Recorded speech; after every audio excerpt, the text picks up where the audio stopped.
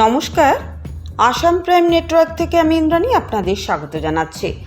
ভারী বৃষ্টিপাত ও আকাশ ছোঁয়া মূল্যবৃদ্ধি পুজো উদ্যোক্তা সহ মৃৎশিল্পীদের বাঁধার কারণ হয়ে দাঁড়িয়েছে। সময়ের আগে মণ্ডপ সহ প্রতিমা নির্মাণ যেন চ্যালেঞ্জ হয়ে পড়েছে সকলের। আর মাত্র হাতে গোনা কয়েকদিনের মাথায় শুরু হবে শারদীয়ার আনন্দ। গ্রাম থেকে শুরু করে শহরে উৎসবের আমেজে মেতে উঠবে জনগণ। বিগ বাজেটের পুজো এবছর চমক সৃষ্টি করতে প্রস্তুত বিভিন্ন পুজো কমিটি। অন্যদিকে আকর্ষণীয় প্রতিমা তৈরিতে পিছিয়ে নেই জেলার মৃৎশিল্পীরাও। দিনরাত এক করে জেলা জুড়ে চলছে মণ্ডপসজ্জা ও দেবী প্রতিমার নির্মাণ কাজ। মহালয়াতে উৎসবের ঢাকে কাঠি পড়লেও প্রকৃতির মুখ ভার শারদীয়ার আমেজকে একেবারেই তলানিতে নিয়ে ঠেকিয়েছে। অন্যদিকে আকাশ ছোঁয়া মূল্যবৃদ্ধি মৃৎশিল্পী ও পুজো উদ্যোক্তাদের কাছে যেন বিশাল চ্যালেঞ্জ হয়ে দাঁড়িয়েছে। এই পরিস্থিতিতে সময়ের আগে মণ্ডপ সজ্জা ও দেবী প্রতিমা নির্মাণ কাজ শেষ হবে কিনা এ নিয়ে কপালে দুশ্চিন্তার ভাঁজ পড়েছে জেলা মৃৎশিল্পী সহ পুজো উদ্যোক্তাদের মধ্যে। শনিবার দুপুর নাগাদ আকাশ কিছুটা পরিষ্কার হলেও ফের সেই মুষলধারা বৃষ্টিতে বাঁধার সৃষ্টি হচ্ছে নির্মাণ কাজে। গত এক মাস আগে থেকেই জেলায় শুরু হয়েছে পুজো আয়োজনের প্রস্তুতি, কিন্তু বিগত কিছুদিন ধরে চলে থাকা বৃষ্টির ফলে দুশ্চিন্তায় ঘুম কেড়েছে মৃৎশিল্পী সহ বিভিন্ন উদ্যোক্তাদের। অবিরাম বৃষ্টিপাত চলা সত্ত্বেও দিনরাত পরিশ্রম করে সময়ের মধ্যে দেবী প্রতিমা নির্মাণের কাজ শেষ করতে পারবেন কিনা বুঝে উঠতে পারছেন না কারিগররা। কারণ মুষলধারা বৃষ্টির কারণে মিলছে না রোদ, ফলে প্রতিমা শুকোতে হিমশিম খেতে হচ্ছে মৃৎশিল্পীদের। দেবী প্রতিমা কাঁচা থাকায় রঙের শাইনিং যেমন ফুটে উঠছে না, তেমনি দেবীর অলংকার সজ্জাতেও সমস্যা হচ্ছে তাঁদের। ফলে বর্তমানে সিঁদুরে মেঘ দেখছেন জেলার বিভিন্ন মৃৎশিল্পীরা। কখনো অল্প সময়ের জন্য, কখনো বা টানা ঘন্টার পর ঘন্টা বৃষ্টি পড়ছে জেলায়। হাতে আর বেশি দিন নেই, ফলে মণ্ডপ ও মন্দিরে প্রতিমা পাঠাতে আপ্রাণ চেষ্টা চালিয়ে যাচ্ছেন বিভিন্ন কারখানার কারিগর সহ মৃৎশিল্পীরা।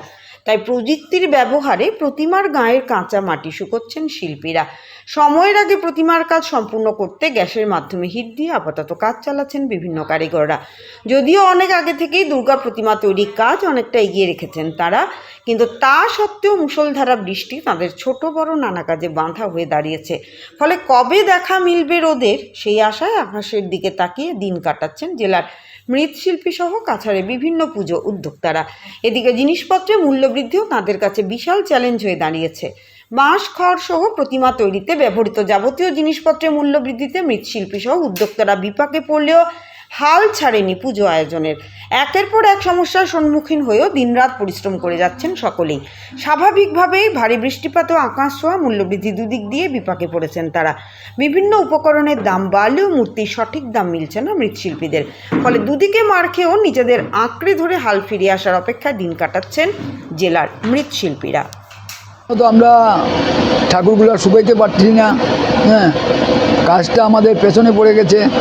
এখন ওই হিটার মেরে আমরা কিছু কাজ করছি, রঙের কাজটা হিটার মেরেই আমরা করছি।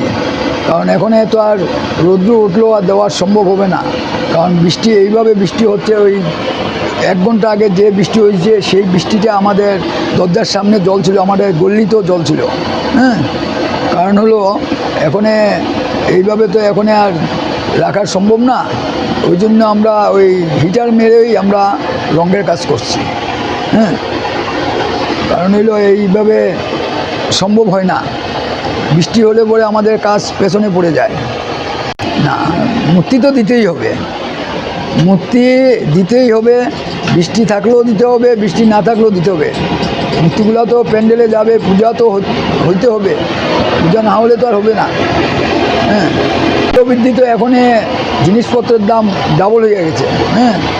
যেমন বাঁশ, তারপরে কাঠ, তারপরে আপনার আসলো আপনার রং, কাপড় চোপড়, অলংকার, মোটু, এভরিথিং, ঠাকুরের যা যা লাগে অতিরিক্ত দাম। এই বছর তো মানে রেটটা অনেক বাড়িয়ে গেছে। বাড়ায় তো আমাদের কিনতেই হবে, কিন্তু ঠাকুরের দাম তো আমাদের বাড়ে নেই। কারণ হলো আমরা অর্ডার নিচ্ছি, এখন যে অত দাম বাড়বে সেটাও তো আমরা জানি না।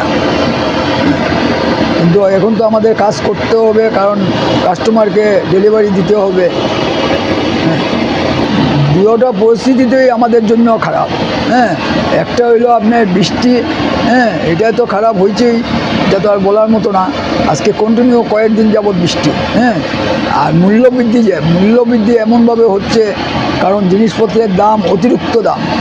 আপনার কাঠ, তারপরে আপনার বাঁশ, খড়, হ্যাঁ, রং মাটি সব কিছু দাম। তারপর হলো আপনার এই কাপড় অলংকারপত্র, হ্যাঁ, যাবতীয় জিনিস এই অতিরিক্ত দাম। হ্যাঁ, কিন্তু অতিরিক্ত দাম হলে কি হবে, কিন্তু কাস্টমারের থেকে আমি অর্ডার যেটা নিচ্ছি, যে রেট নিচ্ছি সেই রেটই তো আমাকে দেবে, কিন্তু আমাদের তো আর রেট বাড়িয়ে দেবে না। আমি গোপাল পাল, কাছাড় জেলা মৃৎশিল্পী সমিতির সম্পাদক। আসাম তথা বরাক উপত্যকার প্রত্যেক জনসাধারণকে জানাই আমার শারদীয়ার প্রীতি ও শুভেচ্ছা। সঙ্গে বরাক বার্তার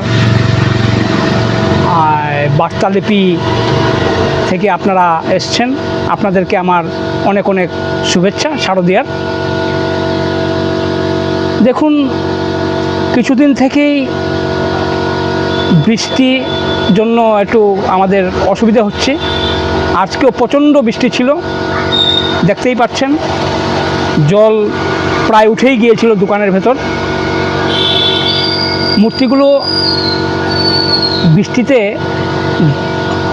ড্যামেজ হয়ে যায়, কাজেই রঙটা তখন নষ্ট হওয়ার একটা থাকে আর কি। রঙটা সেই মানে শাইনিং ভাইবটা নষ্ট হয়ে যায়। তার জন্য আমরা অনবরত হিট দিয়ে আমরা বা পাম্প মেশিন যেটা হাওয়া দিয়ে শুকাবার আমরা চেষ্টা করছি। আর আগামী দিনে যদি এভাবে বৃষ্টি যদি থাকে, শুধু আমাদের নয়, পুজোতে যারা প্যান্ডেল করছেন তৈরি, তাদেরও একটা বিরাট অসুবিধা হচ্ছে। হ্যাঁ, এই কম সময়ের ভিতরে আলোকসজ্জা, প্যান্ডেল তৈরি করা, সঙ্গে প্রতিমার যে কাজ, ঠিক একটা জায়গায় আমরা ওই আটকে যাওয়ার মতনই একটা সৃষ্টি তৈরি হচ্ছে আর কি। দেখুন, দ্রব্যমূল্যর যে ব্যাপারটা আছে সেটা শুধু আমাদের নয়, সমগ্র ভারতবর্ষেই একটা দ্রব্যমূল্যর একটা বৃদ্ধির একটা প্রচলন আজকে বেশ কিছুদিন থেকেই চলছে।